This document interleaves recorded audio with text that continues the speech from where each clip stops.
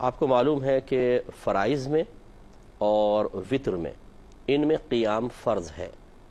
تو چنانچہ 2 رکعت نماز فجر، پھر 4 ظہر، 4 عصر، 3 مغرب اور 4 عشاء، یہ فرائض ہیں، اور پھر عشاء کے 3 وطر جو ہیں عشاء کے ساتھ ہم پڑھتے ہیں، ان 20 رکعتوں میں قیام فرض ہے بلا شرعی عذر کہ اگر بیٹھ کے پڑھیں گے تو یہ نماز نہیں ہوگی۔ باقی یاد رکھیں جتنی بھی نماز ہے، چاہے وہ سنت موقدہ ہو، غیر موقدہ ہو، نوافل ہوں، یہ سب آپ بیٹھ کر بھی پڑھ سکتے ہیں اور بلا عذر بھی بیٹھ کے پڑھ سکتے ہیں، لیکن جو اصول شرع وہ یہی ہے کہ آدھا ثواب ملے گا۔ رحمت کونین صلی اللہ علیہ وسلم اکثر کھڑے ہو کر ہی نوافل پڑھتے تھے،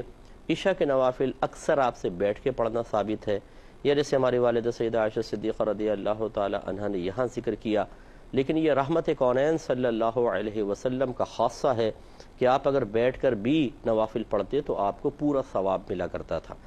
لہٰذا یوں بعض لوگ کہتے ہیں جی نبی کریم نے چونکہ بیٹھ کے پڑھی اس لیے ہم بھی پڑھ رہے ہیں،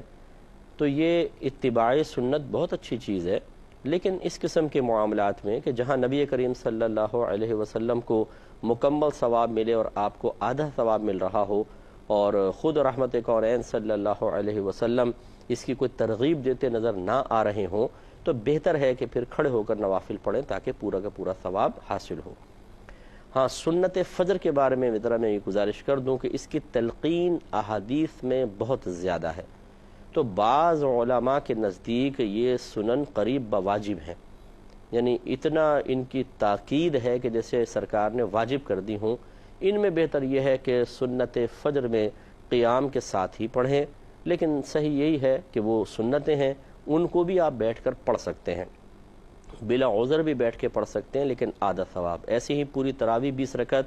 آپ بیٹھ کے پڑھ سکتے ہیں لیکن آدھا ثواب ملے گا۔ اس لیے جو تندرست ہے، توانا ہے، اور جو اپنے نفس کو مغلوب کرنا چاہتا ہے، قہر نفس اس کو ہمیشہ مطلوب رہے، شیطان کو دور رکھنا چاہتا ہے، زیادہ ثواب کا متمنی ہو اور اس کے ذریعے بلندی درجات تیزی سے چاہتا ہو، اسے چاہیے کہ پھر سستی نہ کرے اور کھڑے ہو کر نماز پڑھے، یہ بہت بہتر ہے۔ لیکن اگر بلا عذر بیٹھ کے بھی پڑھے تو کوئی ملامت نہیں ہے، کوئی قابل گرفت نہیں ہے۔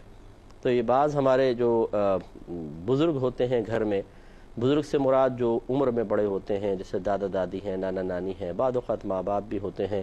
انہیں چونکہ زیادہ مطلب علم نہیں ہوتا، اکثر ایسی ہوتا ہے، سیکھتے نہیں ہیں، تو یہ اگر بچوں کو کبھی ایسے دیکھیں بیٹھے ہوئے نماز پڑھتے ہوئے تو یہ بیچارے، کیونکہ علم تو ہوتا نہیں ہے، ارے تم سنت کیوں بیٹھ کے پڑھ رہے ہو، یہ تو نفل بیٹھ کے پڑھتے ہیں، کھڑے ہو کر پڑھو، تو اور تمہیں یہ تمہاری نوافل نہیں ہے، تمہاری سنتیں نہیں ہوں گی اگر اس طرح کریں گے۔ اس طرح کے کوئی حکم جب تک آپ کو مکمل معلومات نہ ہو ہرگز نہ دیں۔ صرف آپ نے سنی سنائی باتوں کو ذہن میں محفوظ رکھ کر اور فتوے جاری کرنا شروع کر دیے تو اچھی طرح یاد رکھیں کہ رحمت کونین صلی اللہ علیہ وسلم ارشاد فرماتے ہیں کہ جو بغیر علم کے فتویٰ دے اس پر زمین و آسمان کے تمام فرشتے لعنت کرتے ہیں۔ اس لیے پہلے آپ معلومات حاصل کریں۔ میں نے دیکھا ہے، پھر میں معذرت اس لیے کر لیتا ہوں کہ بہت سے لوگ ان باتوں کو سن کے ایک دم ناراض ہو جاتے ہیں۔ ابھی ناراضگی سے میرا تو بال بھی بیکا نہیں ہوتا، مجھے کیا فرق پڑے گا، لیکن ان کے لیے بہت بڑا فرق پڑے گا۔ اس لیے میں معذرت کے کلمات کبھی کہہ دیتا ہوں کہ آپ کوئی برا نہ مانیں، لیکن آپ سے میں گزارش کرتا ہوں جو گھر کے بڑے ہیں کہ اپنی نمازیں، اپنی جتنی بھی معلومات ہیں،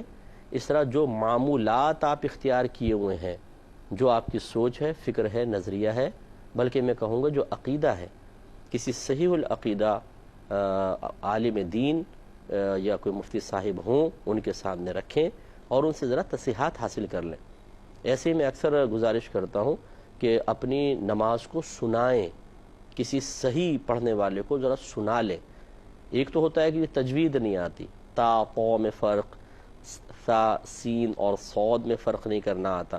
یہ تو ایک تجوید کا معاملہ ہے۔ اور بعض اوقات تو ایسا ہوتا ہے کہ لفظ کے لفظ غلط ہیں، زبر سے پیش غلط ہے، بالکل الٹا سیدھا پڑھ رہے ہیں، وہاں پہ پیش ہے، یہاں زیر پڑھا جا رہا ہے، تو اس سے معنی کچھ کے کچھ ہو جاتے ہیں، تو یہ بھی ذرا ایک دفعہ چیک کرا لیں۔ تو خلاصہ کلام یہ ہے کہ بہت سی چیزیں ایسی ہوتی ہیں کہ جو مطلب بیچارے بڑوں کو پتہ نہیں ہوتی اور وہ اس پر کلام کرنا شروع کر دیتے ہیں، ایسا نہ کریں۔ اسی طریقے سے ضمناً ایک بات میں عرض کر دیتا ہوں کہ سنن غیر مؤکدہ جیسے عصر سے پہلے کے 4، عشاء سے پہلے کے 4، یہ سنت غیر مؤکدہ پڑھنا باعث ثواب ہے، لیکن اگر کوئی ان کو چھوڑ دیتا ہے تو یا چھوڑنے کی بلکہ عادت بھی بنا لیتا ہے تو شریعت کو یہ عمل ناپسندیدہ ضرور ہے، لیکن انسان گناہگار نہیں ہوتا۔ اسی طرح اچھا، اور نوافل کے اندر تو بالکل بھی کوئی مسئلہ نہیں ہے، نوافل انسان نہ پڑھے تو شریعت بالکل اس پہ تو ملامت بھی نہیں فرماتی، ناپسندیدگی کا اظہار بھی ثابت نہیں ہے۔